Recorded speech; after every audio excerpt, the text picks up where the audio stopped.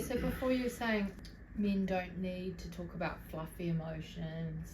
Well, it's more to the point of we don't talk like women talk. Oh, I basically. agree with you there. Yeah. But I think where I diverge is just the rejection of emotion in favour of action. I think they need to go hand in hand. I think acceptance of emotion, not just acceptance, but things like emotional literacy, being able to understand and name your emotions.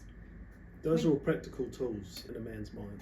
Part of it, though, is also sitting with, and that's what I think is deeply uncomfortable for a lot of people. If we're told that this is a tool, like I remember you saying emotions are like waves. They come in and they go out. No one had ever told me that before. Yeah.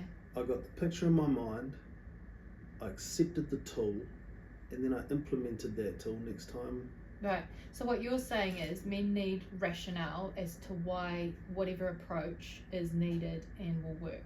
100%. Yeah. Use this tool because it does this well. Yeah. The next thing they want to know is, have you tried it? Yeah. And if you've tried it, it validates that tool immediately, and it gives it way more potency for the next fella to use it. What about, and I imagine this is a bit of a hard sell, telling a man that it's okay to feel what you're feeling if it's sad, and to sit with their sadness. And you can tell a man that, but if they've been told, coming, let them come. Yep. If they've been told, if their narrative prior to you showing up is contrary to that, you're going to have a battle. They're going to have an immediate battle. You have to. It's a retraining of the head. Yeah. You really need to you need to renew your mind. Yeah. Because we've all got a narrative. We've all been told how to act, or we've seen how to act. This is just. It's called an upbringing. Yeah. And we have generalized tools in our particular world that don't benefit us. Yeah. So you need to, as anyone does, men, women, children, whatever, there's a maturity lens that it's, for example, when you're 2 years old and you walk through grandma's tulips, you get away with it. But if you're 55 and you're still walking through grandma's flower bed, you're gonna get told off. Comes a time where you have the tools to get better, right? You're in a place where you need to engage yourself. Sometimes that's not easy to do, and that's where my point about having a mate, like a proper friend, really comes to the forefront. Being desperate is a massive motivator, but even in men's desperation, they still don't opt for mates. They'll opt for substance abuse. They'll opt for any type of distraction they can get their hands on, and some of them even opt for the final act that would end it all. We don't, as men, I don't know why, and I'm really keen to change this, engage friends, like proper friends, or engage in developing friendships that would be beneficial in a time of need, in a time of desperation. So back to your point on emotions being fluffy, I think that's what I want to jump on, because there's this perception that, emotions are for women, that there's this fluffiness to emotions, when in actual fact, emotions are there to point us to our values, to alert us to danger, to show us what we care about. And so when we can harness the power of our emotions, understanding them, naming them, allowing them, they can actually enhance our lives. That's a lens we need to get on board with, by the sounds of things. Yeah. Yep. I turned off the tears for many years. Yeah.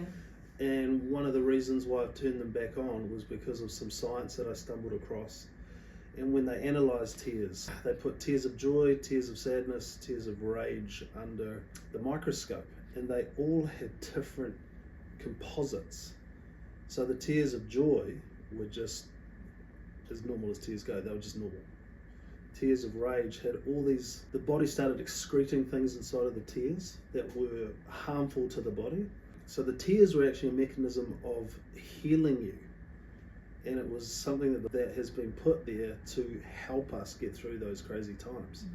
So I was like, man, I'm just doing myself a disservice by not letting those things come. Now, I don't blubber all over the place, but if I'm alone, I'll just let them come. But man, that whole paradigm shift in my mind took a while to get on board with, because I'd just been hardwired. I've just been hardwired to turn those emotions off. Yeah. Because you are not allowed to feel them. You're just supposed to get things done. That was a tough one, but it's been beneficial. Yeah. Yeah. And I think it's amazing that our sons see that as well. They usually tears of rage for those police. You know what I'm saying though? Yeah. Because the world's going to throw all sorts at them that tells them you're a pussy if you cry or don't let them see They're already bleed. telling themselves, and I don't know how, that's not what we say here, but there is just a world out there that says it. These kids are only 5, 6 years old. So yeah, we're up against the big old narrative, but it's what I'm passionate about changing, because it serves you. If you use these tools right, it serves you. So why wouldn't you put them into practice? You know what I mean? It's logical. The end.